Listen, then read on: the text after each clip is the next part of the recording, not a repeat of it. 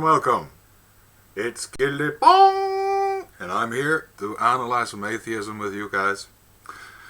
And girls, and homosexuals, and transgender, and everyone on the internet.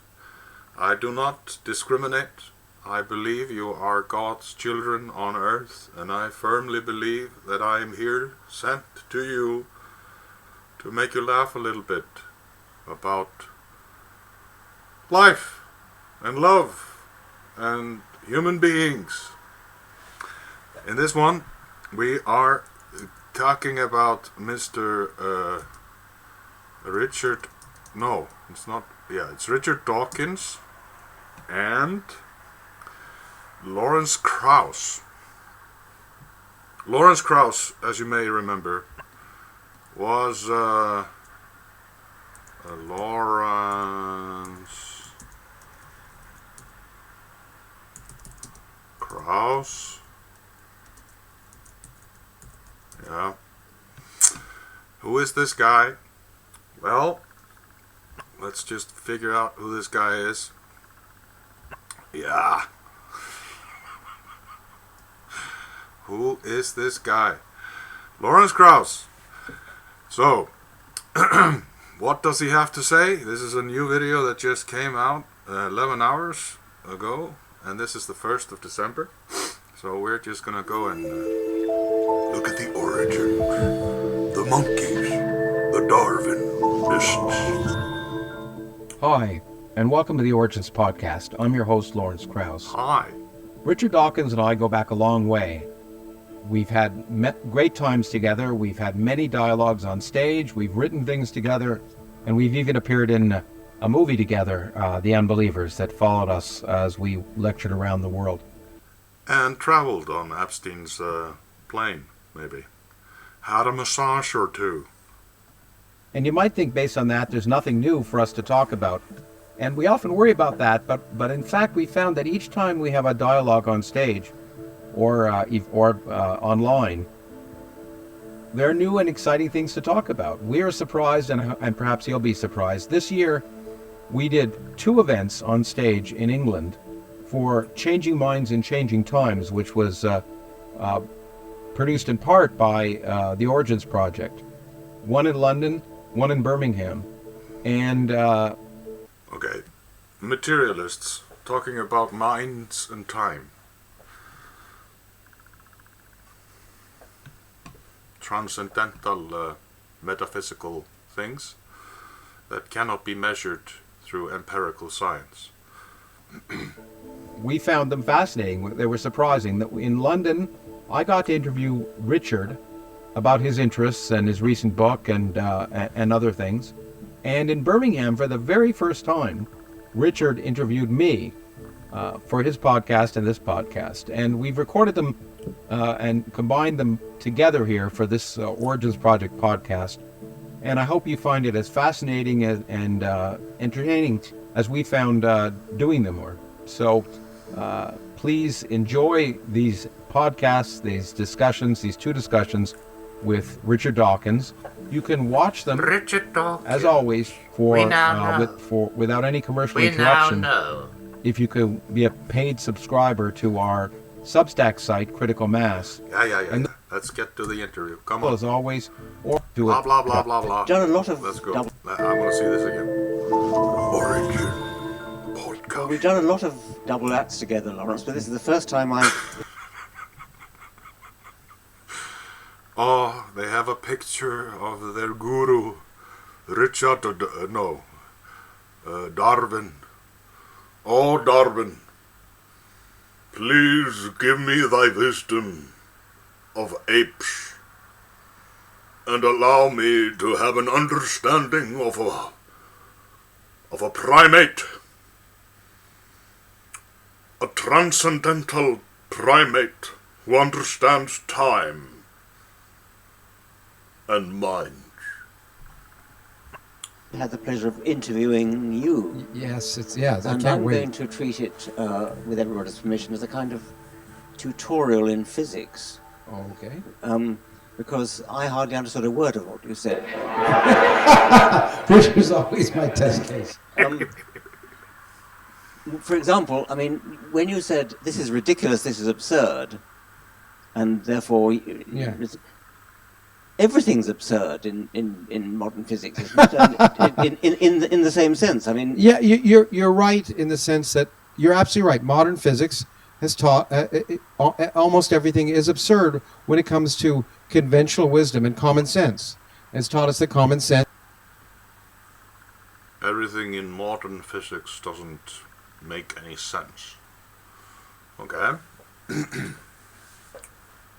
Common sense. The empirical evidence of understanding common sense. Is not to be trusted. you have to go to the actual data. You have to go to the data and ask if common sense is consistent with the data.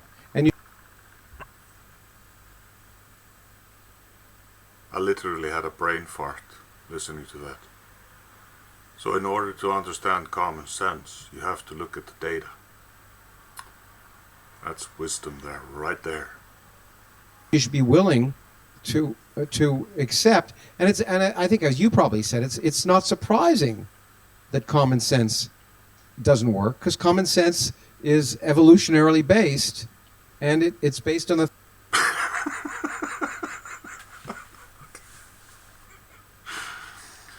Common sense is evolutionary based, okay. And it doesn't make any sense unless you look at the data. But it doesn't make any sense even if you look at the data. These are the intellectuals of our time, conversing, figuring out the reason we are here. things that got us successfully reproducing for 1 million years, and not on understanding the universe. And the biggest surprise is that it somehow has led to a species that can. It's hugely surprising that it's led to a species that can. And sometimes I console myself with the thought you just said, that after all we evolved to work out where the next meal is coming from, and where the next member of the opposite sex, and where the next waterhole, and where the next, and so on. And so it's not surprising that we can.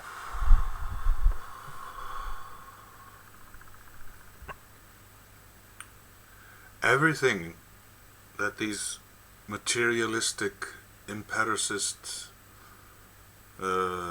empirical evidence-based human beings is based on somehow figuring out the next meal or the next member of the opposite sex. I remember reading about the Bhagavad Gita when I was trying to understand, theology. And what was said there was that there are people of the demoniac nature. And the ones who are in the demoniac nature, they only see everything based on sex desire. And therefore don't have any intelligence at all. And just let that go out there. I cannot grasp the idea that when a particle moves from one orbit to another, it doesn't pass through the intermediate stages. When a particle goes through two slits at once, and so on. I love there's a cartoon in the New Yorker. You've probably seen it. It's in a veterinary waiting room, a vet's waiting room, and the nurse is there, and she's breaking some news to one of the people who's sitting there. There's another person with a dog with one of those lampshade things on, and she's saying to one man, "About your cat, Mr. Schrödinger, I have some good news and some bad news."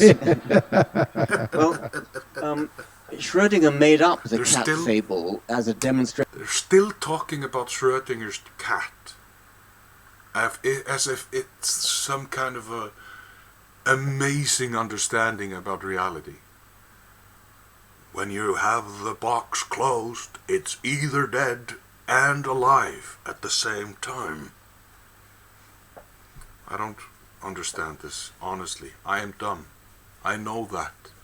I am not a very smart human being. But listening to these guys, It makes me feel elevated. Of how ridiculous the interpretation of quantum theory is, that in his terms, the cat is neither alive nor dead until you open the box, and that's clearly absurd. And yet, it's one of the accepted, reputable interpretations of quantum theory. Another one is the many worlds interpretation, where there are numerous billions of universes where the cat is alive and billions of universes where the cat is dead, which is, to my mind, slightly less absurd, actually.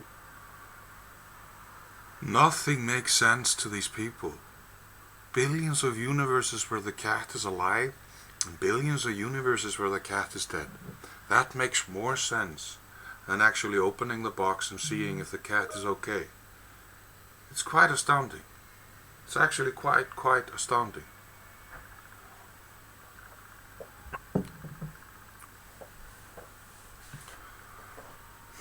It's very uneconomical, but not totally absurd. Where do you stand on, or I suppose there's a third school of thought, which is Feynman, who says, just shut up and calculate. Well, I side with Feynman to a great extent there. I don't come on the side of either. I think they're both misplaced. I do think you're right. If you had to pick one, the many worlds interpretation is more palatable, or closer, a little bit closer to what actually is the case. But neither are the case. And in fact, quantum theory does not predict that the cat is both alive and dead. It predicts that an electron can be spinning this way and that way. But properly interpreted, quantum theory says the world is quantum mechanical, yet the world around us is classical. You're in that chair, you're not in that chair and in the audience at the same time. An electron could be, but you're not. So something happens when the world becomes classical. And if quantum mechanics is correct, then it should explain how the world becomes classical. Classical world. Like classical music. The old way of seeing the world. Without the theories that they have in their heads about what's going on. It must be probably really hard dealing with the world they're currently in, considering all the stuff they've done in it, and the sins that they have committed. I think that's probably the case. It's more better to fantasize about how things could be in this reality of ours. We now know that the world we are trying to figure out is much more boring than the world we can imagine in our minds and in our imagination, based on sense data and physics and theories. I love listening to me, especially alone and naked in front of the mirror, seeing the matter decompose before my eyes.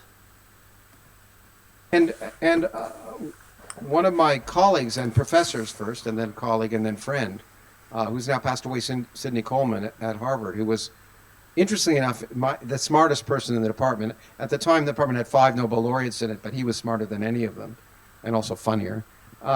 He pointed out that we get it exactly wrong. There should be no such discussion as the interpretation of quantum mechanics, because the world is quantum mechanical. So anytime you describe the real world in terms of some kludge, which is the classical world we experience, you're going to prove something that sounds nonsensical, like the many worlds interpretation. And in fact, what we should try and understand is the interpretation of classical mechanics. How is it that the world we see is the way it is when the real world is different? And he gave a great... It's quite like mesmerizing watching them, so full of pride of how intellectual they are, how many Nobel laureates they have, how many credentials they hold, how many PhDs they know. considering that school is basically barely making you understand the world from a philosophical standpoint, from a theological standpoint. You're just understanding it by observing it through a microscope. And therefore, you understand everything. And you create all these theories. We come from monkeys.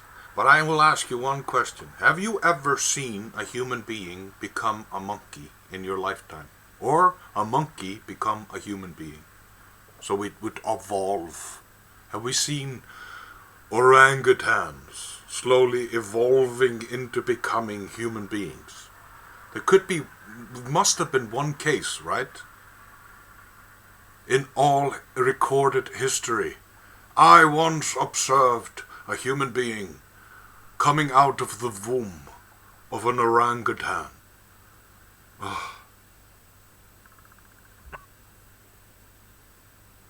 Everything is theory-based in the mind of the physicist, in the mind of the theoretical physicist. It's a theory. The theory of this and the theory of that. It makes me so incredibly reassured that these guys shouldn't be on stage talking to people anymore. They're obsolete. It's bullshit. Writing books about something that they think is going on based on their sense perceptions. Lecture, which I talk about in the new book, and I really recommend you looking at it. You can see it online, called Quantum Mechanics in Your Face. But one of the things I didn't mention in the book, which I think is lovely, is the realization. So quantum mechanics says many weird things should happen, but when we measure them, we measure something different. People often talk about it as the collapse of the wave function. There's no collapse of the wave function. It's just thinking about quantum mechanics correctly and measurement, you realize how a classical observer will always measure classical things. And the example he uses is from a Tom Stoppard play where Ludwig Wittgenstein is standing on a corner in Cambridge and he's thinking, and someone stops and says, "What are you thinking about?" He said, "Well, I'm thinking about the fact that people say that the Earth orbit doesn't orbit the sun. It just the sun doesn't orbit the Earth orbits the sun. It just looks like the." And someone says, "Yeah," and he says, "Well, I'm thinking about what would it look like if it was the other way around?" Yeah. And of course, it would look exactly the same. And yes. and you, when you think about it, and he carefully shows that this classical kludge. It's so funny that they contradict themselves here. So the Earth is orbiting the Sun, but he is visualizing how it would be if the Sun was orbiting the Earth, and it wouldn't look any different. How can you then rely on your sense data at all? Do you have to have a picture of it built in a computer in NASA to understand how the universe is working? Everybody's looking at something else outside of themselves, and then they're realizing that Schrodinger's cat is either dead or alive at the same time in the box. It must be really difficult to go through life like this. It's quite astounding. Can result from a careful understanding of quantum mechanics, but people who get hung up on the many worlds or interpretations of quantum mechanics and write books about it to make themselves seem profound, it's totally misplaced in my view. To make them seem profound in their minds, yeah. Kind of encapsulates them pretty well right there. It's like saying the interpretation of general relativity in terms of Newton. Well, the results of general relativity in terms of Newton are absurd. Light doesn't go in bend in Newtonian mechanics, but if you try to interpret general relativity in terms of Newton, you'd have to come up with these weird kludges, but no one does it. I don't know. Well, I know why they do it with quantum mechanics, because quantum mechanics is so strange that people, even at their heart, because in principle we all have seen curved pieces of paper and curved things, so even if curved three-dimensional spaces are beyond our ken, we're used to the ideas, but quantum mechanics is completely beyond our perception, our experience, and therefore is innately not understandable. As Feynman said, if you think you understand it, you don't understand it. So it's not the case that you're perfectly safe playing Russian roulette, because even if you shoot yourself in another world, you go on. I would say it's not, and I would say that since life is finite, then it doesn't really matter, does it? I mean, because even in the important thing about the many worlds interpretation is some people think that somehow those other worlds, if they are the same as our world, you can't go between them. So you're dead if you shoot yourself in the head. It really doesn't matter what's happening. Yes. Yeah. This is a wonderful understanding of reality. Life is finite. There is no soul. There's nothing that happens after you die. You can just shoot yourself in the head, and you might go on in another reality, in another world, in a billion different life forms. These are guys that are making books. They are teaching, they're preaching and telling their Darwinism to everyone as if it's some kind of the best way to empirically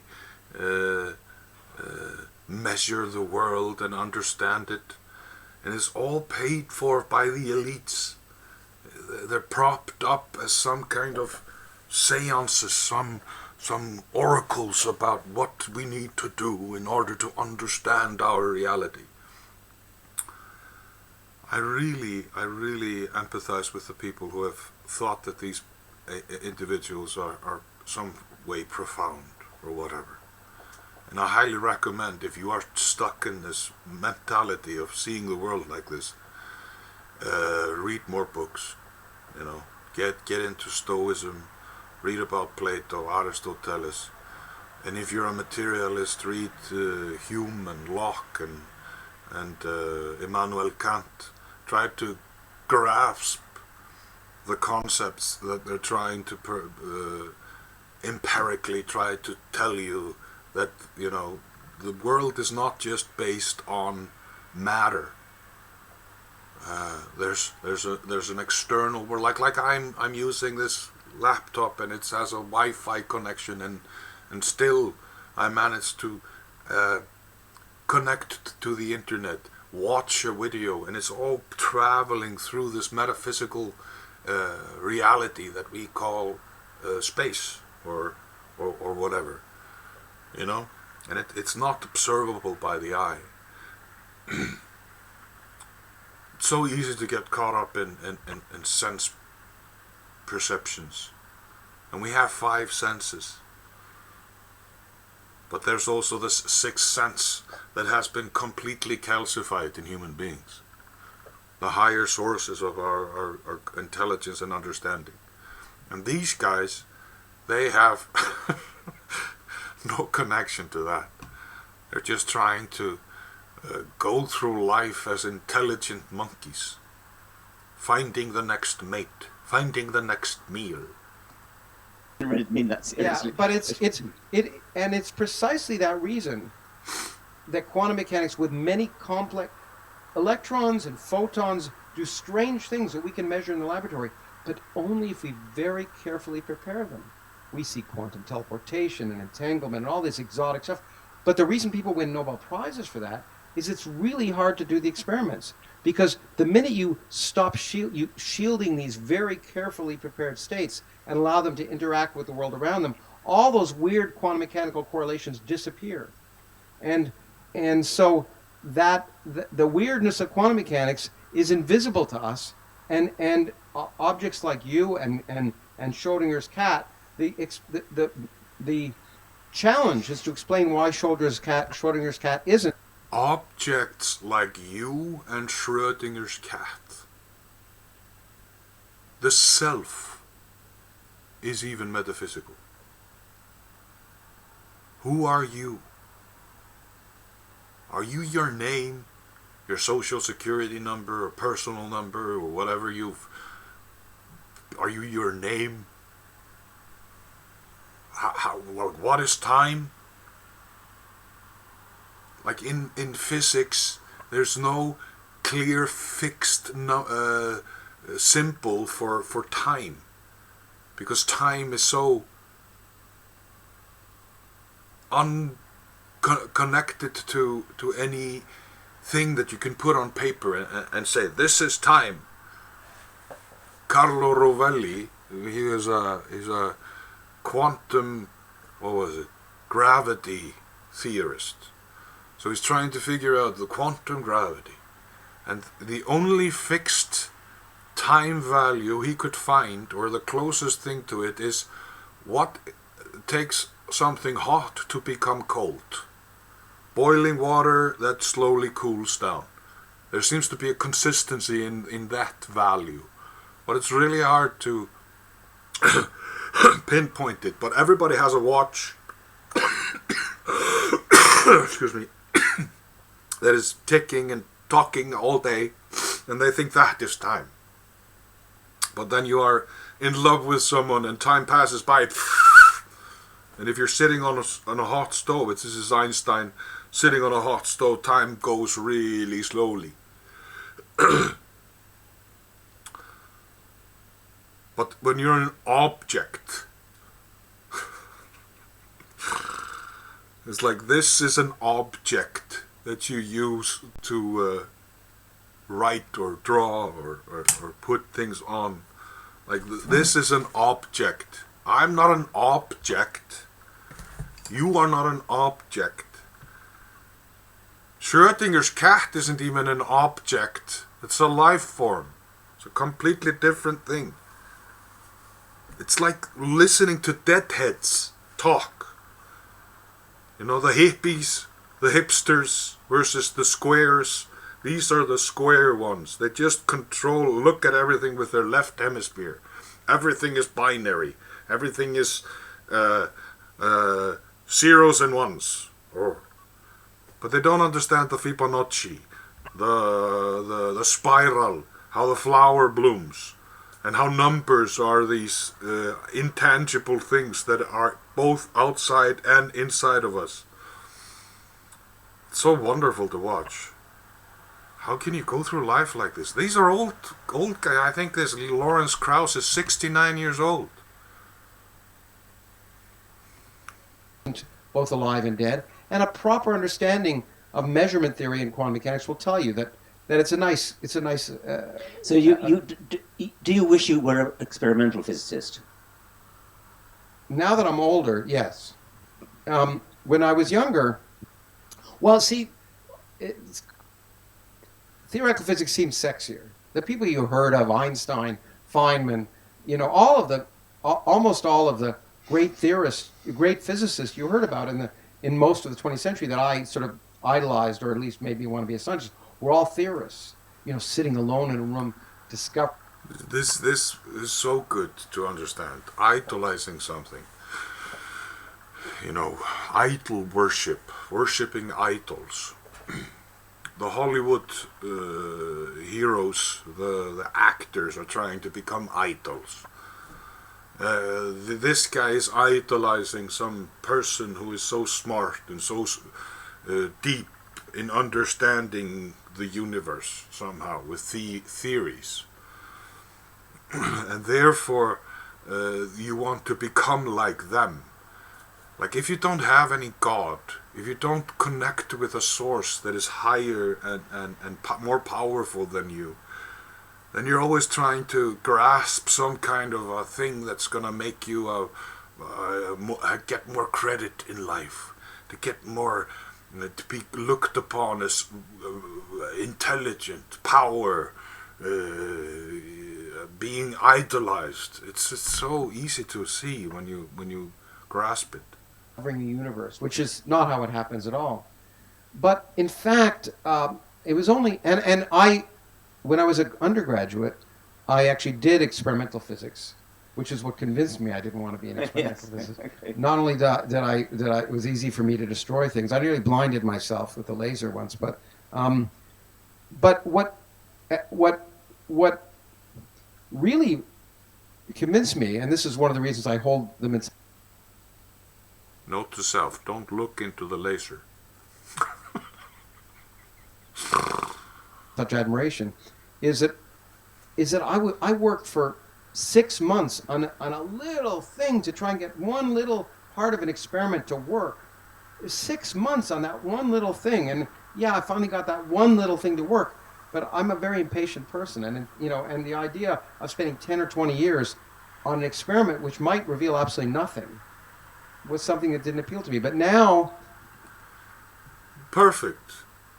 He's trying to be an experimental physicist, and he's trying to get some clues about what's going on, and he doesn't have any patience. So why not just go for theoretical physicists?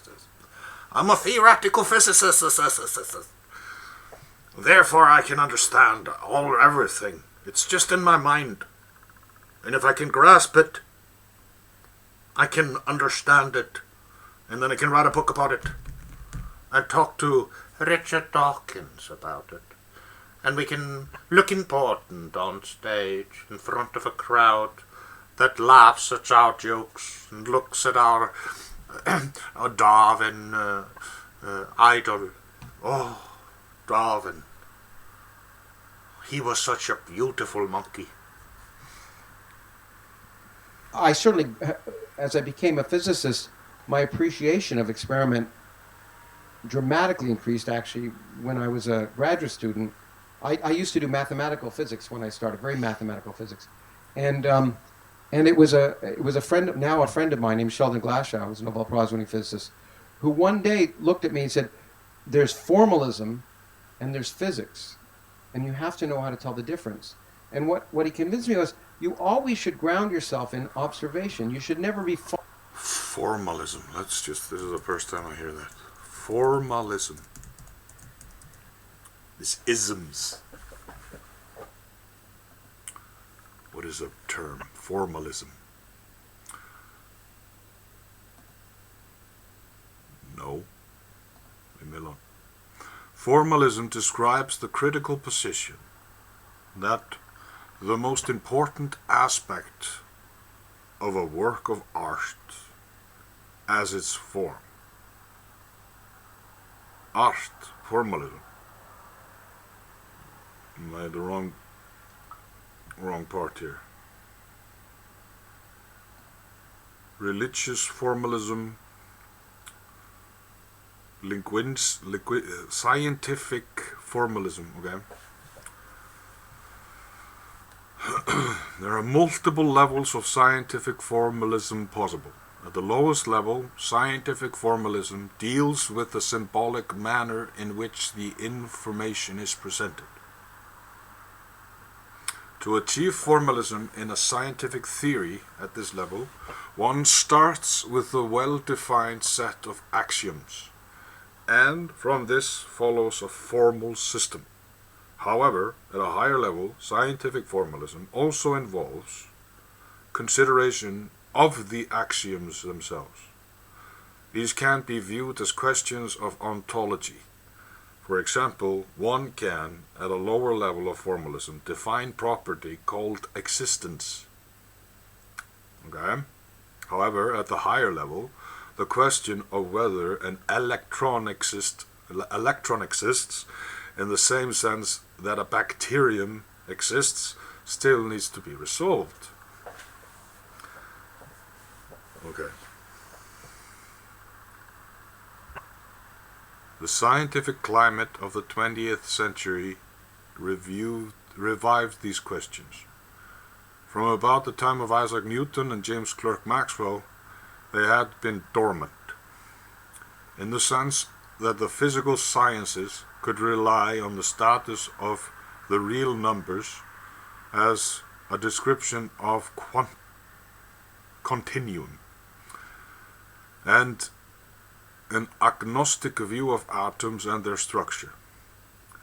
Quantum mechanics, the dominant physical theory after about 1925, was formulated in a way which raised questions of both types. Okay, well, it's some kind of the continuum in quantum mechanics. Okay? far away from what we can measure, or you're at risk of sort of, there's formalism and there's physics, and you have to know how to tell the difference. And what he convinced me was, you always should ground yourself in observation. You should never be far away from what we can measure, or you're at risk of sort of intellectual masturbation, of sort of wandering off into a domain that has nothing to do with the real world. This proves my point perfectly. Intellectual masturbation. This is the only thing that it is. This is a circle jerk between two guys jerking each other off intellectually. Oh, herlighet. Sorry. I'm gonna end this video right now. It's becoming a little long, maybe. I could go through all of this, and one day I might go through a full video, but I'm gonna keep it short to deliver this basic message that I'm trying to convey. These guys are not intellectuals. They're intellectual masturbators. Thank you so much for joining me, and like and subscribe if you like to see more videos like this. I'm gonna continue this as often as I can.